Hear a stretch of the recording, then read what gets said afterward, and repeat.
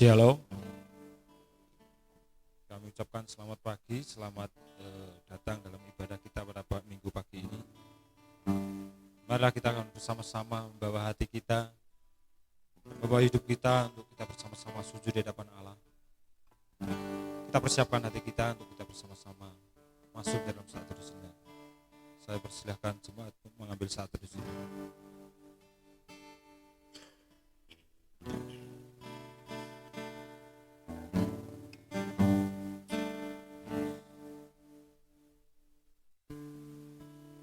Kami mengundang jemaat untuk bangkit berdiri. Kita akan bersama-sama masuk dalam hadirat Tuhan. Kita akan masuk dalam ibadah pada minggu pagi ini.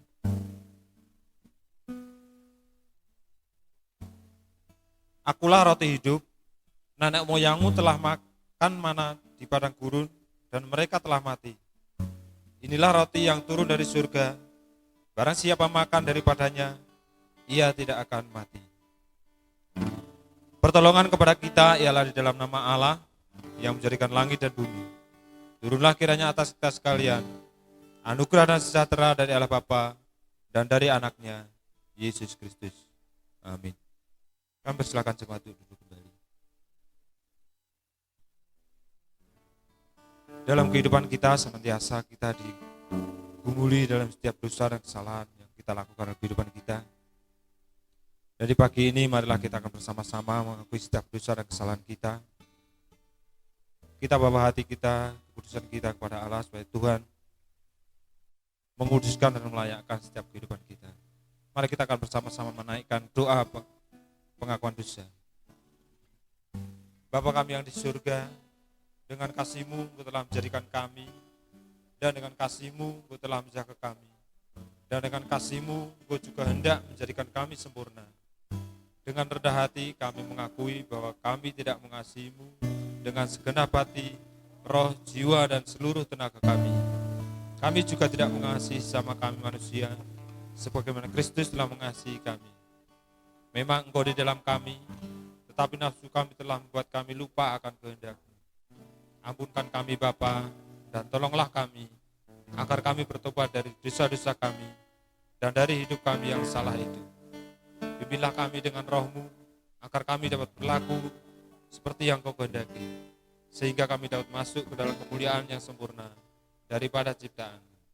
Demi Yesus Kristus Tuhan kami. Amin. Kita akan bersama-sama menaikkan pujian kita. Hanya dekat kasih-Mu Bapa, jiwaku. Jiwaku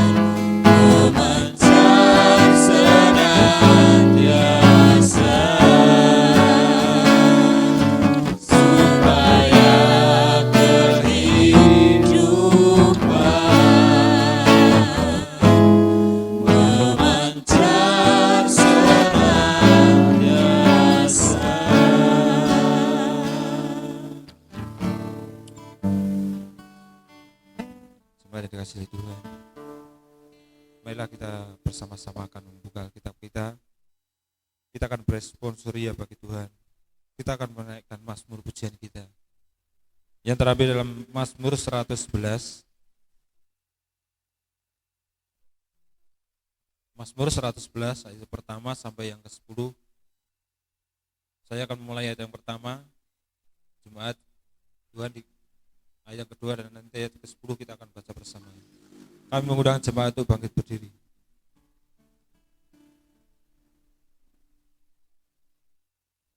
Kebajikan Allah.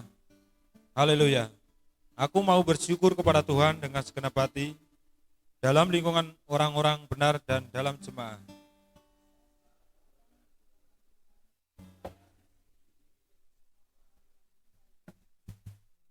Agung dan semarak pekerjaannya dan keadilannya tetap untuk selamanya.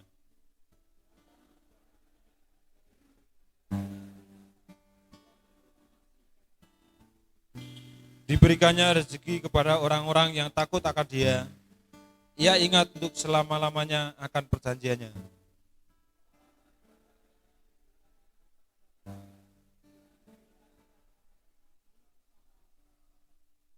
Perbuatan tangannya ialah kebenaran dan keadilan, segala titahnya teguh.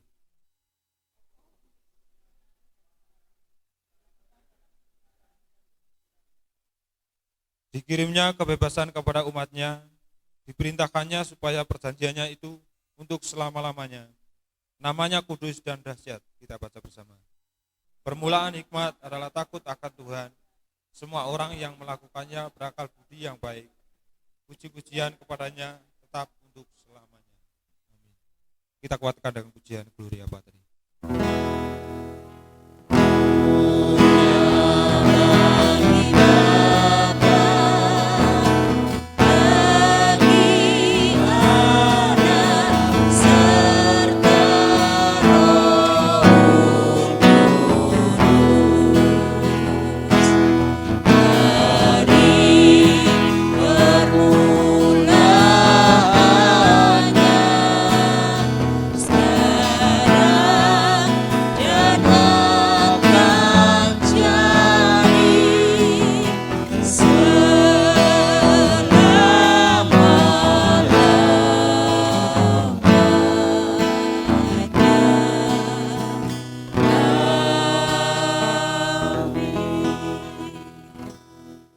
Bersama umat pilihan Tuhan di muka bumi ini, kita akan bersama-sama menaikkan iman pengakuan kita. Iman pengakuan rasuli akan kita naikkan bersama-sama. Aku percaya kepada Allah Bapa yang Maha Kuasa, Kali Ilah hidup, dan kepada Yesus Kristus anaknya yang dikandung daripada Bapa, lahir dari yang benar-benar disalibkan mati dan turun dalam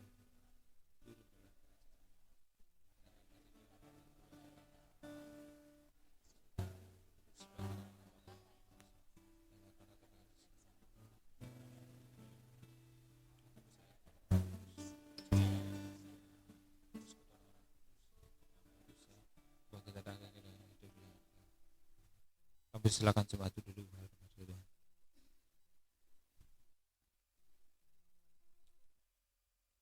Berkat-berkat Tuhan senantiasa mengalir dalam kehidupan kita. Tuhan terus memelihara dan memimpin setiap kehidupan kita. Dan sudah selayaknya kita akan terus menaikkan ucapan syukur kita. Dan pagi ini kita akan bersama-sama menaikkan ucapan syukur kita dengan kita akan bersama-sama memberikan persembahan buat Tuhan. Ada dasar firman Tuhan yang akan mendasari kita untuk kita bersama-sama memberikan persembahan buat Tuhan yang terambil dalam Roma 12 ayat yang pertama. Begini bunyi firman Tuhan. Karena itu saudara-saudara, demi kemurahan Allah, aku menasihatkan kamu supaya kamu mempersembahkan tubuhmu sebagai persembahan yang hidup, yang kudus dan yang berkenan kepada Allah. Itu adalah ibadahmu yang sejati. Saya mengundang Ibu Marni untuk maju ke depan.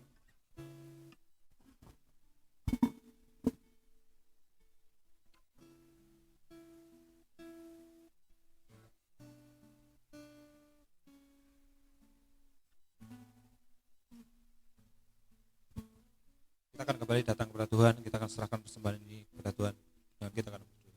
Mari kita berdoa. Segala pujian syukur senantiasa kami naikkan ke hadirat Engkau ya Bapa. Atas apa yang boleh kami alami, atas apa yang boleh terjadi dalam kehidupan kami. Karena kami percaya Engkau senantiasa menolong, menyertai dan memberkati setiap kehidupan kami. Terlebih ya Bapa, kami sungguh bersyukur atas berkat-berkat Tuhan yang terus kami rasakan dalam kehidupan kami. Karena Engkau terus memelihara kehidupan kami. Dan pada pagi yang indah ini ya Bapa, kami mau bersama-sama memberikan persembahan buat Engkau. Ajar buat setiap kami ya Bapa untuk kami bisa memberikan hidup kami untuk hormat kemuliaan bagi nama Engkau. Kami menyerahkan untuk Bu Marni yang melayani dan kantong kolektan pada pagi ini. Engkau berkati kehidupannya, Engkau berkati keluarganya, Engkau berkati usaha dan pekerjaannya, dan Engkau sendiri yang akan terus menolong dan menyertai kehidupannya. Terima kasih ya Bapa, kami menyerahkan persembahan pada pagi ini ke dalam tangan kuasa-Mu. Ya di dalam nama Yesus kami berdoa dan mengucap syukur. Amin. Bersama pujian Allah itu baik akan kita naikkan bersama-sama.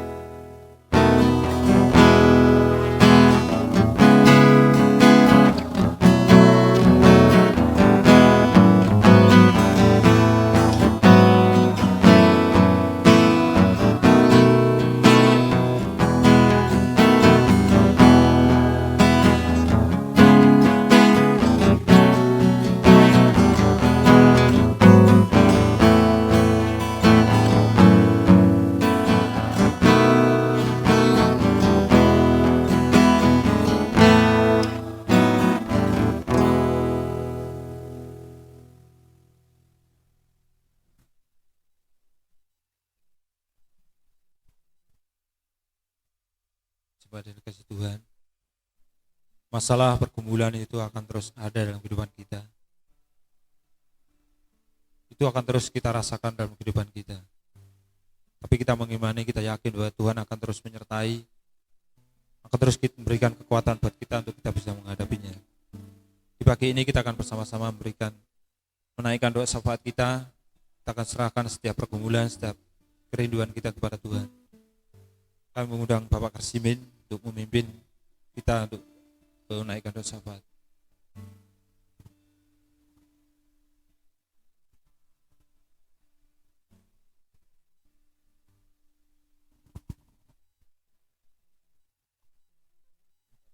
Kita akan bersama-sama tunduk kepala. Ya Allah, ya Tuhanku,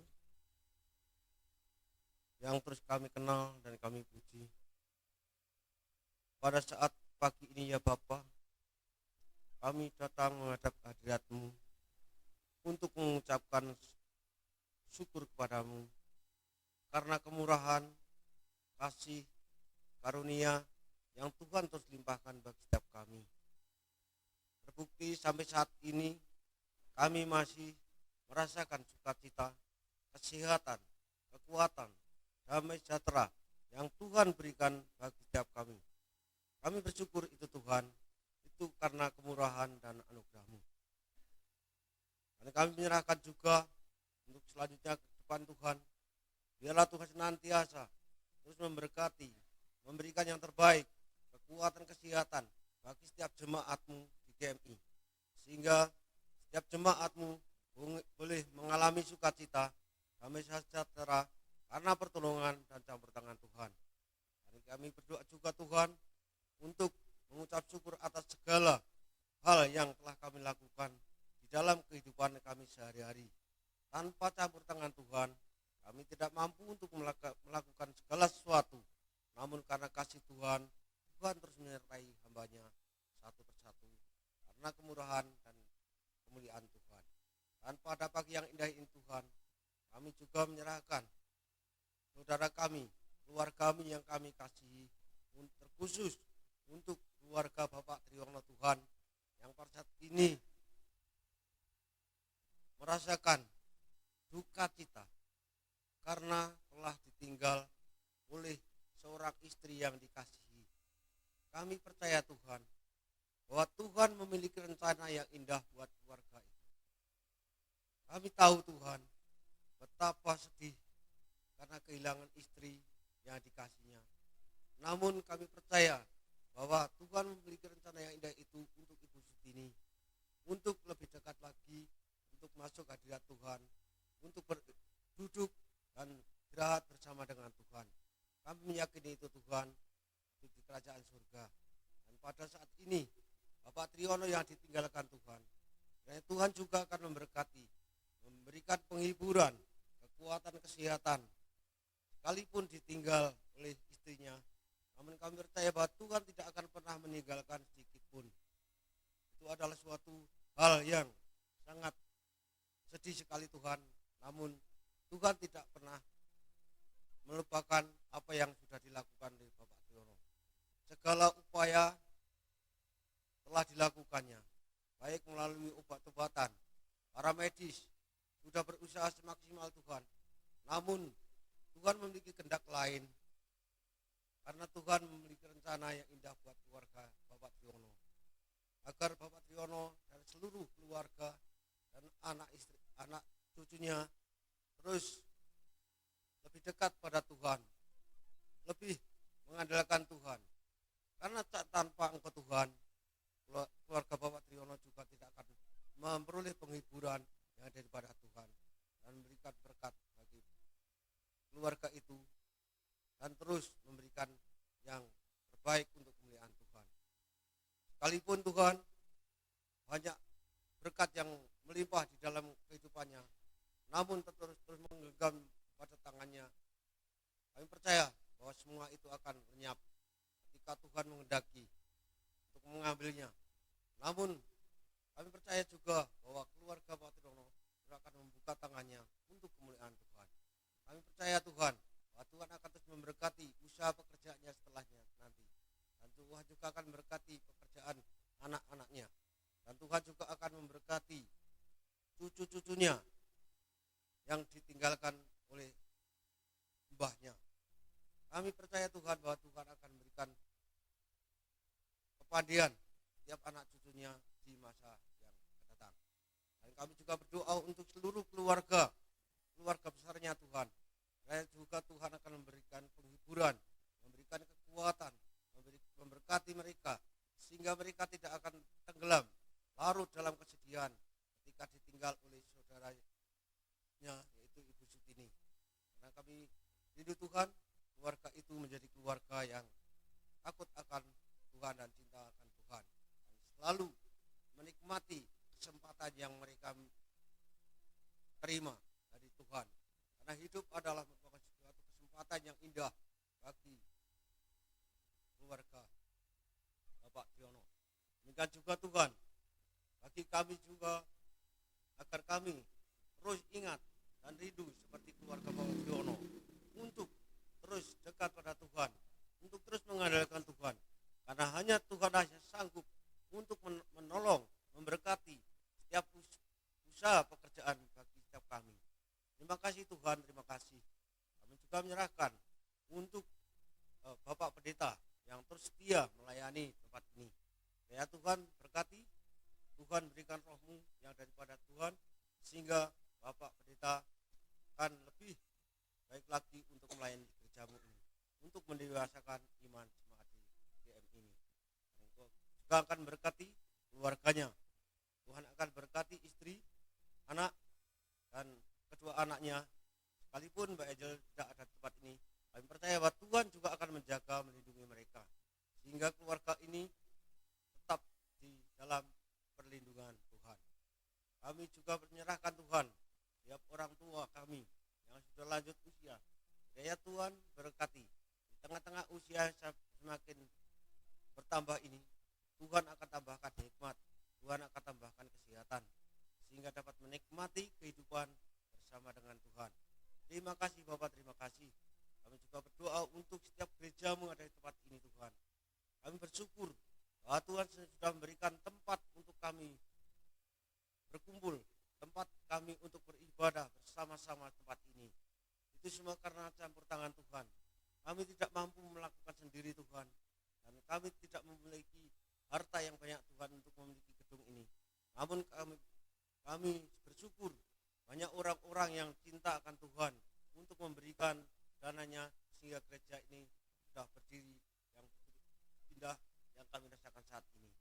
Itu karena kami syukuri Tuhan, karena semua adalah pemberian Tuhan. Dan kami mampu untuk merawatnya, menjaga, sehingga gereja ini tetap utuh sampai selama-lamanya. Terima kasih Bapak, terima kasih. Ampunkan kami segala dosa yang kami lakukan.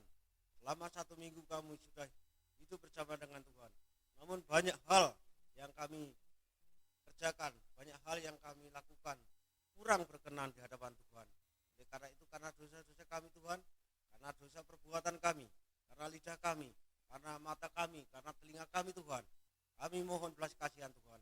Akan Tuhan terus mengasihi kami, Tuhan terus mengampuni kami, sehingga kami mampu dan layak untuk menghadap tata hadirat Tuhan. Terima kasih Tuhan, ini doa kami, ucapan syukur kami dan permohonan kami hanya kami alaskan di dalam nama Tuhan Yesus. Kami sudah berdoa. Haleluya. Amin.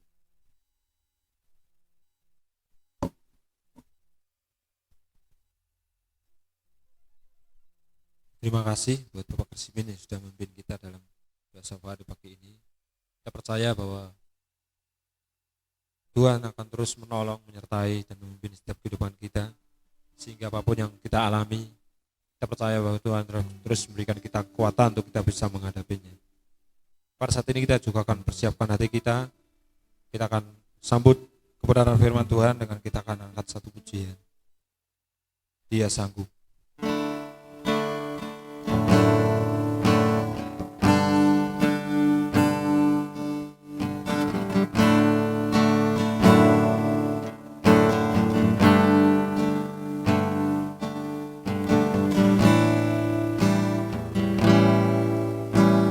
Yesus Tuhan mulia.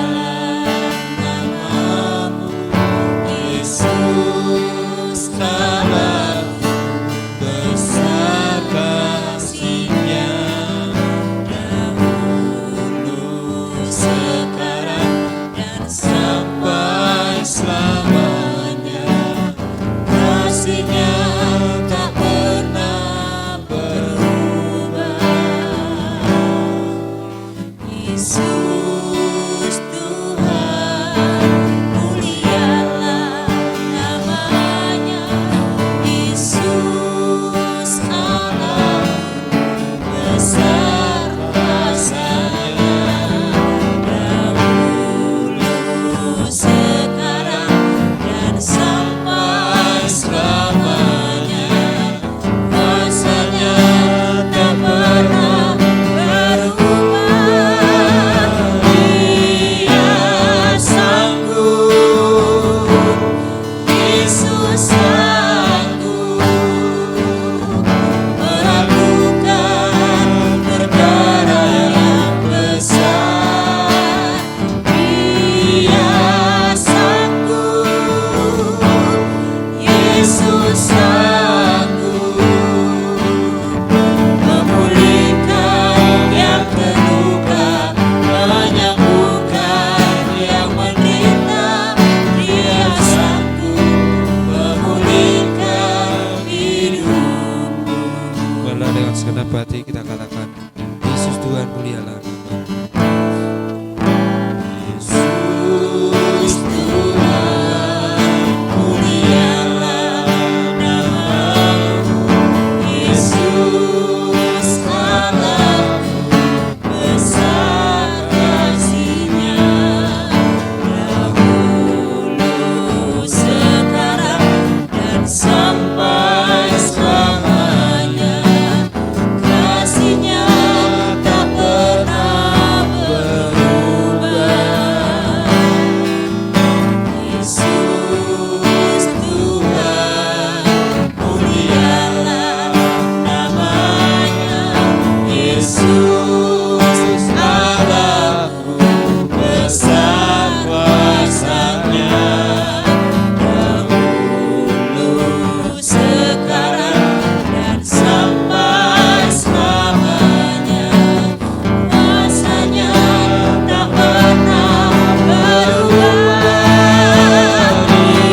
Dia sanggup, Yesus sanggup melakukan perkara yang besar. Dia sanggup, Yesus sanggup memulihkan yang terluka, menyembuhkan yang menderita. Dia sanggup memulihkan hidupku. Dia sanggup, Yesus sanggup melakukan perkara yang besar. Dia sanggup, Yesus sanggup memulihkan yang terluka, menyembuhkan yang menderita. Dia sanggup memulihkan hidupku. Dia sanggup memulihkan hidupku. Dia sanggup memulihkan hidupku. Benar Bapak, itulah pujian kami yang mengingatkan kami bahwa Tuhanlah Allah kami yang sanggup untuk melakukan segala perkara apapun itu. Oleh karena Engkau adalah Allah yang berkuasa menjadikan bumi langit segala isinya dan bahkan menyelamatkan umat-Mu yang berdosa. Pagi ini kami boleh datang karena kesanggupan Tuhan menolong kami, sehingga kami boleh memuji muliakan nama-Mu. Sebentar kami juga akan kembali membaca firman. Itulah kerinduan kami ya Tuhan, supaya firman itu berkuasa atas hidup kami untuk memimpin langkah kami di dalam kebenaran kehendak. Terima kasih Bapa, berfirmanlah Engkau karena kami rindu mendengarnya. Hanya di dalam nama Tuhan Yesus kami berdoa kepadamu. Amin. Shalom Bapak Ibu kasih Tuhan. Puji Tuhan ya, kita beribadah pada hari ini walaupun kita, sahabat kita, keluarga kita sedang berduka hari ini, tetapi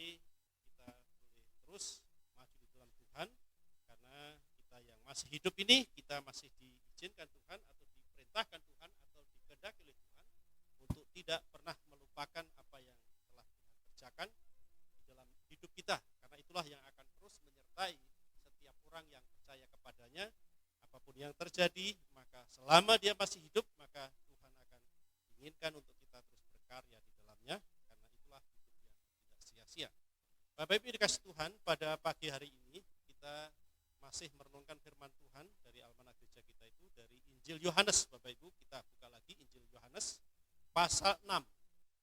Mari kita buka Injil Yohanes pasal 6 ayat 51 sampai dengan 58. Injil Yohanes pasal 6 ayat 51 sampai dengan 58. Bapak Ibu yang Mbak kita bisa dibuka, dan kalau sudah dapat saya undang untuk bagi diri, kita akan baca bergantian Bapak Ibu. Saya akan baca ayat 51, Bapak Ibu 52, demikian seterusnya. Nanti ayat 58 kita baca bersama ya. Saya mulai, demikian bunyinya di dalam nama Tuhan kita Yesus Kristus. Akulah roti hidup. Ayat 51 ya. Akulah roti hidup yang telah turun dari surga. Jikalau seorang makan dari roti ini, ia akan hidup selama-lamanya. Dan roti yang kuberikan itu ialah dagingku yang akan kuberikan untuk hidup dunia.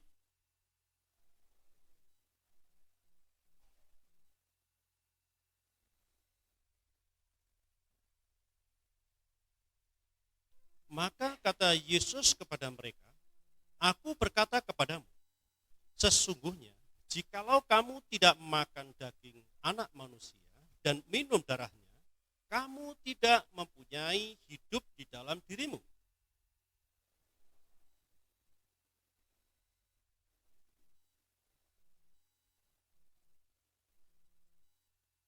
Sebab dagingku adalah benar-benar makanan dan darahku adalah benar-benar minuman.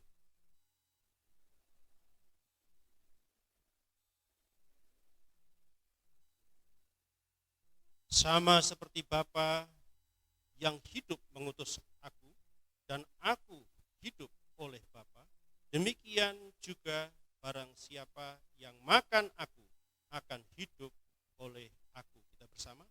Inilah roti yang telah turun dari surga, bukan roti seperti yang dimakan nenek moyangmu dan mereka telah mati. Barang siapa makan roti ini, ia akan hidup selama-lamanya. Amin. Sidang jemaat, silakan duduk kembali. Yang berbahagia adalah orang yang membaca firman Tuhan, merenungkan dalam hati dan melakukan dalam hidupnya. Tema kita hari ini adalah syarat-syarat hidup kekal. Bapak Ibu yang dikasihi Tuhan, mari kita memperhatikan apakah saya sudah hidup memenuhi syarat ini untuk boleh berpengharapan memiliki hidup kekal. Bapak Ibu dikasih Tuhan, memang tema ini tidak biasa, tapi perlu kita sadari pada perikop ini saya mengajak untuk kita merenungkan bagian ini, yaitu syarat-syarat untuk hidup kekal. Kalau ada yang bertanya, apa sajakah syarat untuk bisa hidup kekal berdasarkan Injil, khususnya perikop yang kita baca hari ini. Bapak Ibu dikasih Tuhan, yang pertama itu adalah syarat yang pertama itu terdapat di dalam Injil Yohanes pasal 3 ayat 16. Pasti semua sudah hafal ya. Karena begitu besar kasih Allah akan dunia ini, sehingga ia telah mengaruniakan anaknya yang tunggal, supaya setiap orang yang percaya kepadanya tidak binasa, melainkan beroleh hidup yang kekal. Berarti syaratnya adalah percaya bahwa Allah telah menganugerahkan anaknya, yaitu Yesus Kristus. Itu syaratnya. Nah, anugerah inilah yang diberikan Bapa. Kemudian yang kedua syaratnya adalah harus makan dan minum darah Yesus. Ini yang berat. Makan daging Yesus dan minum darah Yesus, ini sesuatu yang janggal dan sangat aneh, dan mungkin Bapak Ibu baru hari ini mendengar atau bagaimana. Tapi ini syarat.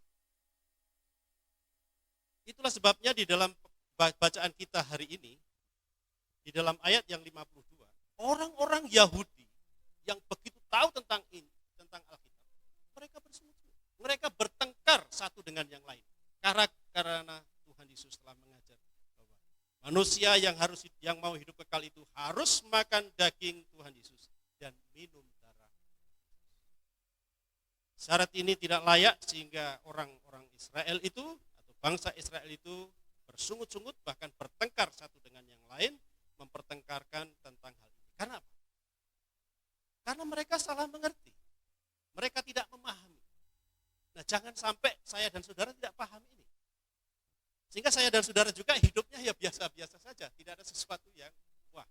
Kenapa? Ya karena kita memang tidak memahami tentang makan daging dan minum darah. Nah, Bapak Ibu yang dikasihi Tuhan, di dalam bagian ini, orang-orang Yahudi itu, mereka bertengkar satu dengan yang lain. Memikirkan bahwa bagaimana mungkin kita suruh makan dagingnya dan minum darahnya. Itu sesuatu yang mustahil dan mereka bertengkar satu dengan yang lain. Nah, di dalam pertengkaran itu yang mereka pikirkan adalah karena mereka mengerti ini secara hurufiah.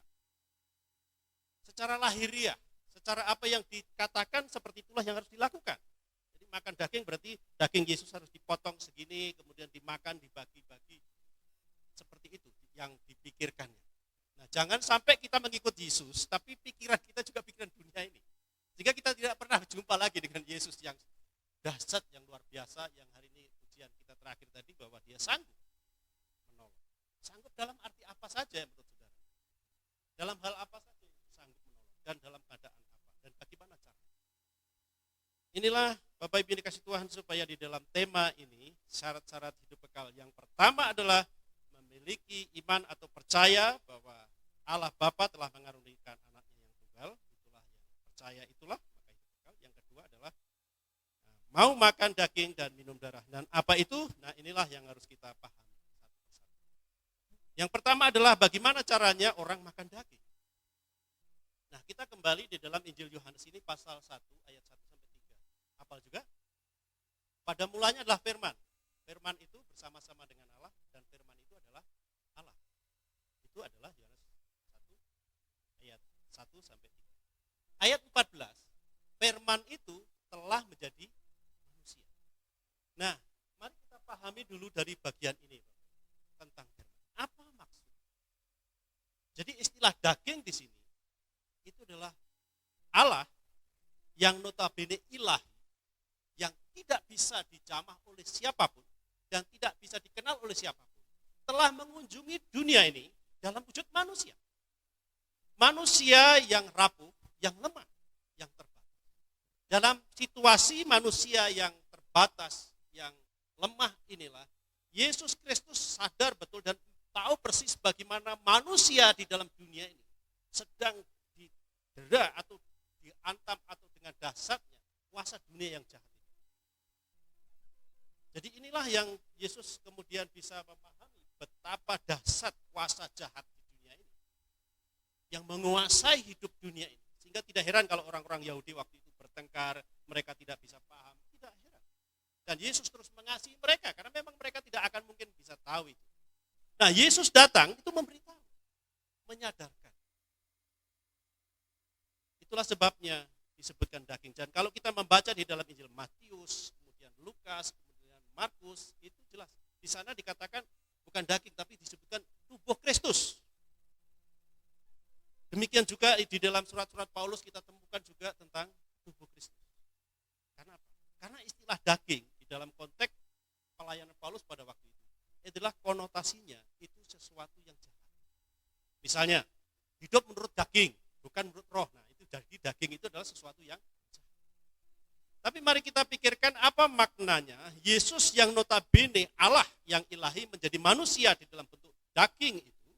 Kemudian dia di dalam situasi yang sudah sangat terpuruk itu, kemudian dia sangat terbatas dan lemah itu. Kemudian dalam kondisi inilah Yesus menyatakan diri bahwa Yesus sekalipun dia seperti itu, dia tidak pernah dikuasai oleh namanya yang jahat. Roh dunia yang jahat tidak mampu menguasai Yesus. Memang mencobai, iya. Mencoba untuk terus mengelabui dan menarik dengan kedahsyatannya. Tetapi segala usaha jahat itu tidak ada yang mampu melakukan. Bahkan sampai pada masa-masa akhirnya pun, Yesus terus menang. Bahkan kalau kita membaca Injil ini, kita sudah mulai dari awal bagaimana roh jahat diusir, bagaimana. Bahkan orang mati pun bangkit. Artinya inilah yang harus kita tangkap tentang makna makan daging Yesus. Jadi yang ilahi menjadi manusia yang sederhana, kemudian sama dengan saya dan saudara, sama dengan yang lain daging, tetapi tidak dikuasai oleh kuasa jahat. Tetapi justru karena kedatangannya adalah untuk menaklukkan kuasa si jahat itu di dalam tubuhnya, dan setiap orang yang percaya kepadanya itulah sebabnya tidak binasa. Karena apa? Karena Yesus Kristus Tuhan. Dengan tubuhnya yang kudus itu, dia sama dengan manusia yang lain yang ada keterbatasan-keterpurukan itu, tetapi dia tidak bisa dikuasai. Karena itu Yesus Kristus menjadi satu-satunya sumber atau landasan dasar untuk kita bisa berharap tentang hidup kekal. Dan itulah sebabnya di dalam Injil Yohanes pasal 3 ayat 16, karena begitu besar kasih Allah akan dunia ini, sehingga ia telah mengaruniakan anaknya yang tunggal. Sehingga dalam konteks inilah karunia itu, bahwa itulah sebabnya Yesus menyatakan sekarang bahwa harus dimakan. Yaitu dengan cara percaya bahwa yang ilahi telah menjadi manusia yang kudus untuk menyelesaikan satu perkara manusia yang penuh dengan dosa supaya dikuduskan. Nah, sekarang tentang darah. Nah, ini yang lebih sulit lagi adalah tentang konteks mengenai hal darah ini. Karena apa? Karena di dalam perjanjian lama, jelas di dalam istilah tentang darah ini adalah hal yang sulit. Karena apa? Coba salah seorang baca Kejadian pasal 4, kemudian Imamat pasal 17 ayat 10 sampai 11. Jadi mungkin Pak Warno membaca Kejadian pasal 9 ayat 4, mungkin masuki Imamat pasal 17 ayat 10 sampai 11. Supaya kita pahami, daging kita sudah paham bahwa daging itu adalah yang ilahi menjadi manusia, yang di dalam Injil ini ada disebut tubuh, ada disebut daging, kemudian itu yang bertentangan dengan roh. Tapi dalam konteks ini bahwa dia di dalam wujud daging, dia tidak dikuasai oleh kuasa si jahat. Ya, Pak Warno tolong bacakan di dalam Kejadian pasal 9 ayat 4.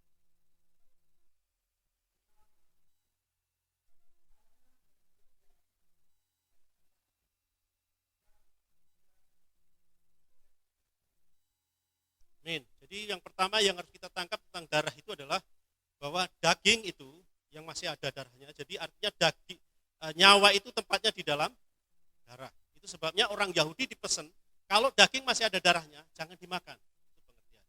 Karena apa? Karena di dalam darah itulah ada nyawanya, ada hidupnya. Nah, supaya kita lebih mengetahui lagi. Jadi, sekarang di dalam Imamat pasal 17 ayat 10 sampai 11.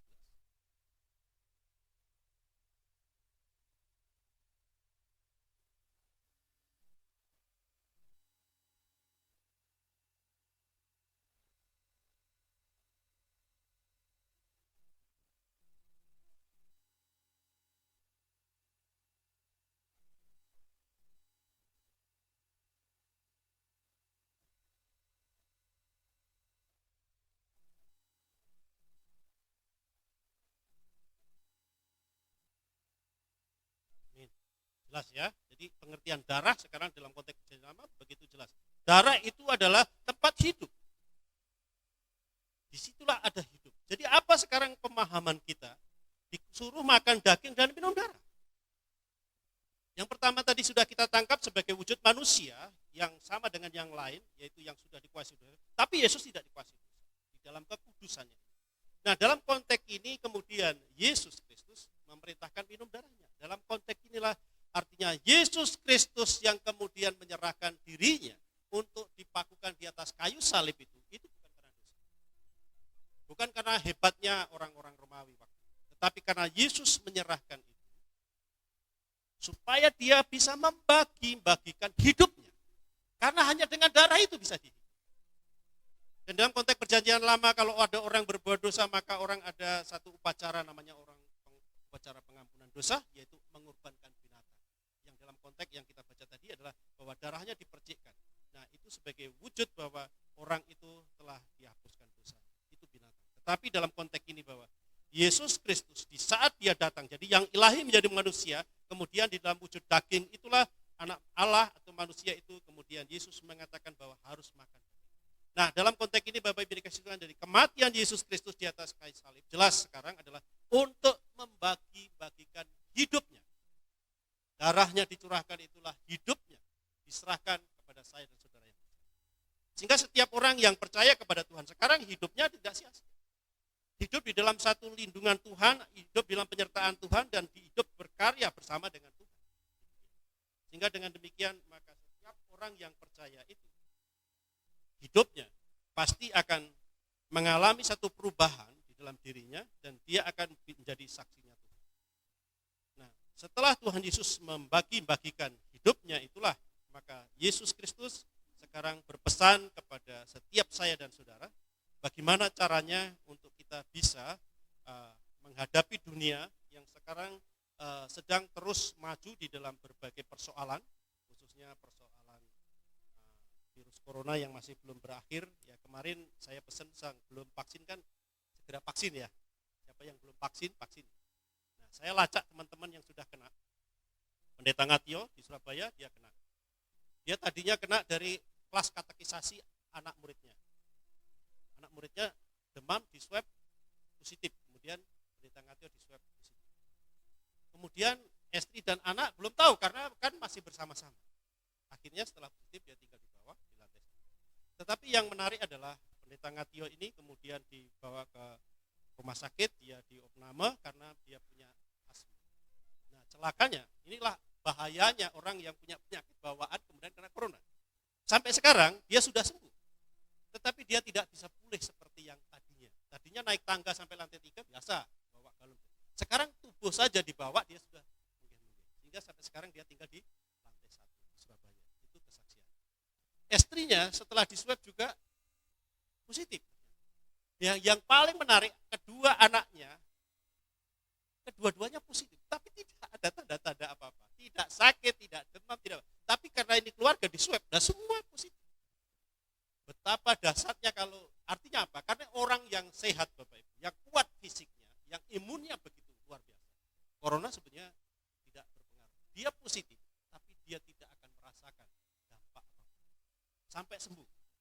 Jadi karena positif walaupun sehat ya tidak boleh keluar kemana-mana, dia di dalam rumah terus. Tapi kemudian setelah sekian minggu di swab kemudian negatif ya sudah dibebaskan. Itu caranya. Yang kedua, saudara saya atau teman saya atau pelayan hamba Tuhan Sadikin Gunawan kemarin kami rapat BPLPJ, kami telepon kemudian sebelum rapat kami sharing bagaimana Bapak kami dengar kena virus, kesaksiannya begini. Dia kena dari istrinya. Istrinya imunnya lebih kuat. Dia tidak terasa apa-apa. Tetapi begitu sedikit demam, pilek, kemudian diperiksa ke dokter. Loh, sudah dikasih obat kok nggak sembuh, kemudian diswab. Ternyata positif. Nah, ternyata itu juga sampai merembet kepada suaminya juga positif. Nah, anaknya, keponakannya tinggal satu rumah juga positif. Sama, anaknya juga tidak ada gejala apapun, tapi positif.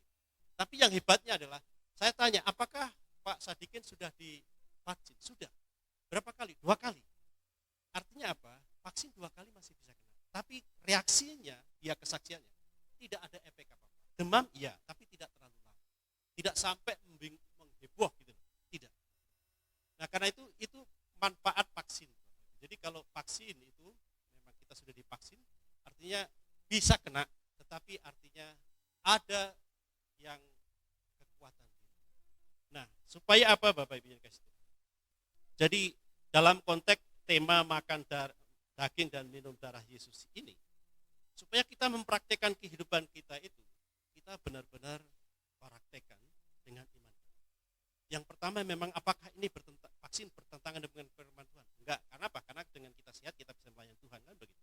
Dengan kita sehat kita bisa melayani keluarga. Dengan kita sehat kita bisa melakukan masyarakat, melayani masyarakat. Dengan kita sehat kita bisa melakukan banyak hal. Dan kalau tidak, bagaimana kita bisa bersaksi Yesus Tuhan kalau kita dalam kondisi? Jadi pertama adalah makan daging dan minum darah ini syarat untuk bisa hidup. Yaitu percaya bahwa Yesus Kristus Tuhan yang menjadi manusia dalam wujud ilahinya sekarang manusia yang sekarang terpuruk tetapi dia tidak berdosa dan tidak melakukan dosa dan tidak dikuasai oleh dosa sehingga dia bisa menebus dosa. Dengan dipakukan di atas kayu salib, darahnya itu adalah bisa dibagikan kepada saya dan saudara yang percaya. Dan dengan iman itulah yang disebut orang makan. Nah, kalau sekarang orang yang makan daging Yesus dan minum darah Yesus dengan iman maksudnya bahwa kematian Yesus untuk saya dan saudara itulah yang disebut makan dan minum itu pengertiannya seperti itu. Tetapi yang paling pasti dan jelas adalah saya di dunia yang fana, yang penuh dengan dosa ini, kira-kira apa dampaknya? Apa yang bisa kelihatan gitu, pengaruhnya dengan yang lain? Apa kira-kira? Nah inilah yang jauh lebih penting. Kenapa? Karena tidak mungkin kalau Yesus sudah ada di dalam dirinya, kemudian dia melakukan kejahatan. Itu hal yang mustahil dan tidak. Karena Tuhan adalah Allah yang begitu kudus. Dia mengaku sebagai orang percaya, orang Kristen, tapi tidak pernah di gereja. Mungkin atau tidak? Dia mengaku sebagai orang Kristen, tapi benci dengan sesamanya. Mungkin atau tidak? Jadi pengertian makan daging dan minum darah ini, Bapak, itu harus real dan konkret. Saya percaya Yesus, Yesus disalib ini. Tetapi perubahan dalam hidupku juga konkret dan nyata. Dan inilah yang diminta. Supaya kehidupan kita di dunia yang fana tidak sia-sia. Nah, kalau bisa kita melihat sedikit video sebelum kita akhiri, mungkin bisa.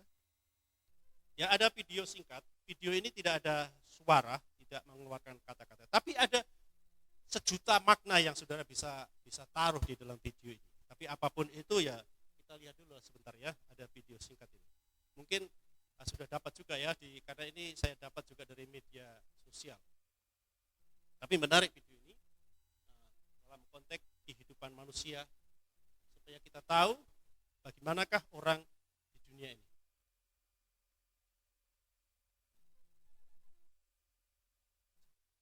Ada bisa keluar?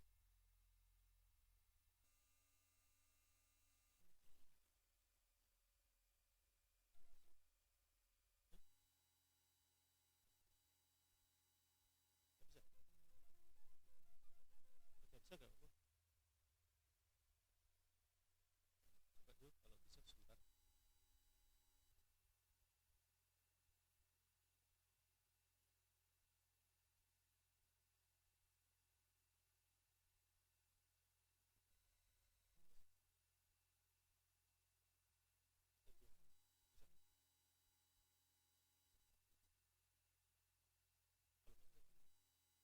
Ya, ini sebentar kita lihat, tidak ada suara. Mungkin kurang jelas tuh. Bisa sekali lagi karena ini singkat ya. Coba kita perhatikan. Nah, ini orang sedang lari, kemudian di depan itu ada sesuatu yang kemudian dia, jadi sekali lagi bisa kita perhatikan. Inilah kehidupan manusia di dunia. Jadi, ada di depan itu yang jadi maknanya begini. Jadi itulah kehidupan di dunia ini. Kenapa Yesus harus datang? Manusia hidup di dunia itu sedang mengejar sesuatu di depannya. Tapi kalau kita lihat tadi, bisa nggak dapat di depannya? Karena dia dikejar, dia terus lari. Dan sampai kapan dia mengejar? Dia mengejarnya sampai kapan? Sampai napas terakhirnya berhenti, tubuhnya masuk ke dalam lubang kubur berakhir. Hanya sampai di situ. Itulah makna hidup manusia. Jikalau tidak Tuhan yang menyelamatkan. Jadi betapa pentingnya untuk kita memiliki iman kepada Yesus, yaitu makan daging dan minum darah. Karena hanya dengan demikian kita mempunyai satu landasan hidup yang benar untuk kita bisa bersyukur, kita bisa memiliki hidup yang berarti. Jadi kalau tidak, ya itulah hidup manusia. Manusia di dunia ini kalau kita gambarkan adalah seperti orang yang sedang mengejar sesuatu di depan. Tapi apa yang di depannya, yang dikejarnya itu terus dia semakin maju, dia juga maju. Jadi sampai napas terakhir berhenti, hanya berakhir. Dan itu akan berakhir. Nah, yang paling penting sekarang adalah segala sesuatu di dunia ini akan berakhir. Tetapi firman Allah tidak akan berakhir. Allah itu tetap berkuasa dulu, sekarang, dan sampai selamanya. Dan yang kekal adalah firman. Dan karena itu makan minumlah daging dan darah Yesus itu dengan iman, membaca firman Tuhan, bersaat teduh, dan terus melayani Tuhan. Karena itulah yang tidak akan sia-sia di dalam hidup kita di dunia ini. Supaya kita boleh semakin bersemangat di dalam menghadapi tantangan zaman ini dengan kita terus percaya kepada Tuhan. Amin. Mari kita tundukkan kepala, kita berdoa. Kami bersyukur ya Bapa, hari ini kami boleh diteguhkan oleh firman. Bahwa Engkau adalah Allah yang ilahi, telah datang ke dunia menjadi manusia yang sederhana, yang terbatas. Tetapi Engkau tidak dikuasai oleh dosa. Karena itu dengan tubuhmu yang kuduslah Engkau telah membayar dosa kami. Dengan darah-Mu lah Engkau telah membagikan hidup bagi kami. Karena itu ajari kami untuk tidak menyia-nyiakan napas dan tubuh kami ini di saat kami masih ada waktu hidup ini. Supaya kami boleh memanfaatkan, menggunakannya untuk kemuliaan bagi nama Tuhan. Melayani sesama kami, hidup di dalam kasih Tuhan. Sehingga di saat segala sesuatu berakhir di dunia ini, firman Allah tidak akan pernah berakhir. Yaitu kekekalan boleh terjadi kepada setiap orang yang hidup benar di hadapan Tuhan. Terima kasih Bapak atas firman. Mampukan kami melakukannya, karena kami sudah meminta kepadamu. Di dalam nama Tuhan kami, Yesus Kristus kami berdoa kepadamu. Amin. Bapak Ibu dikasih Tuhan, kita akan lanjutkan ibadah kita dengan seperti pengumuman minggu kemarin, bahwa hari ini kita akan ada persembahan untuk maju ke depan. Dimohon Pak. Atau saya aja. Ya, kita akan memuji Tuhan, Bapak Ibu dikasih Tuhan, dengan lagu pujian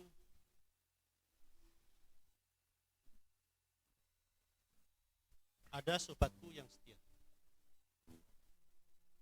Sambil kita memberikan persembahan untuk pembangunan gedung gereja kita ini,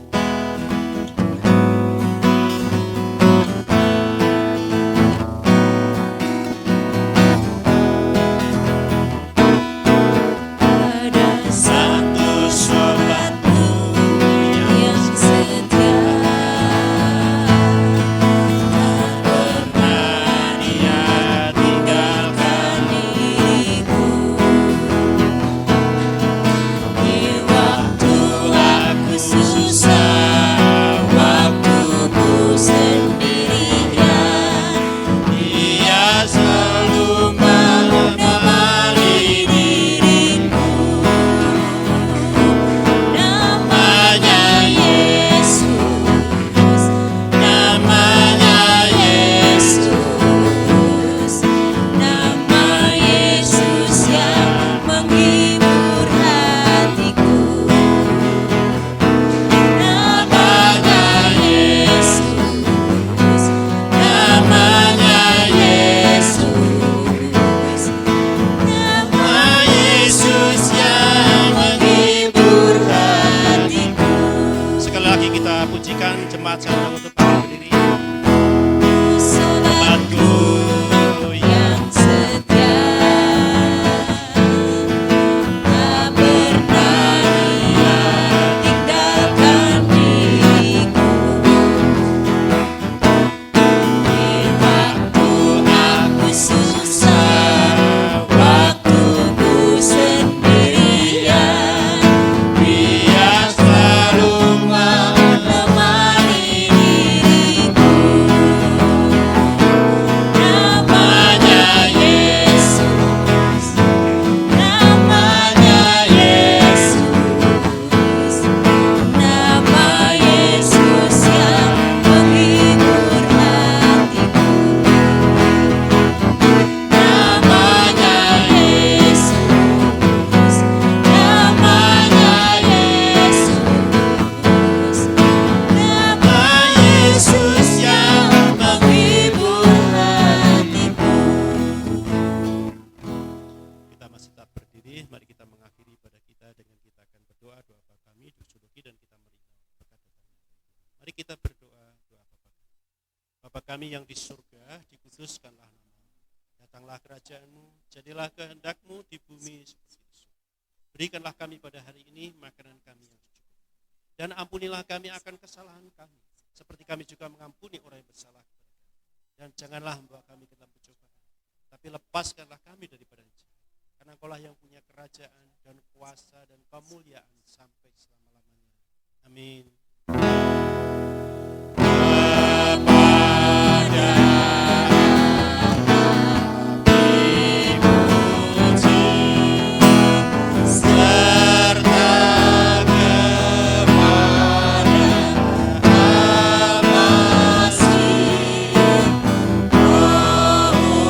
Kudus, muliakan,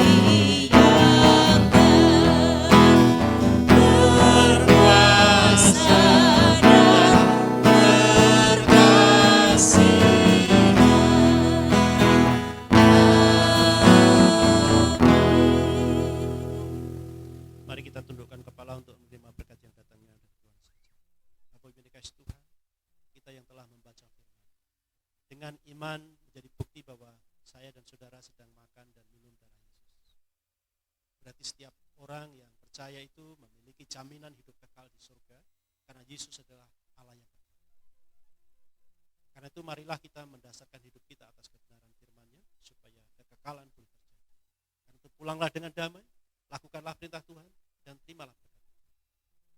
Anugerah dari Tuhan kita Yesus Kristus, kasih sayang dari Allah Bapa, dan persekutuan di dalam Roh Kudus. Itulah yang beserta dengan kita sejak hari ini, besok sampai selama-lamanya. Amin.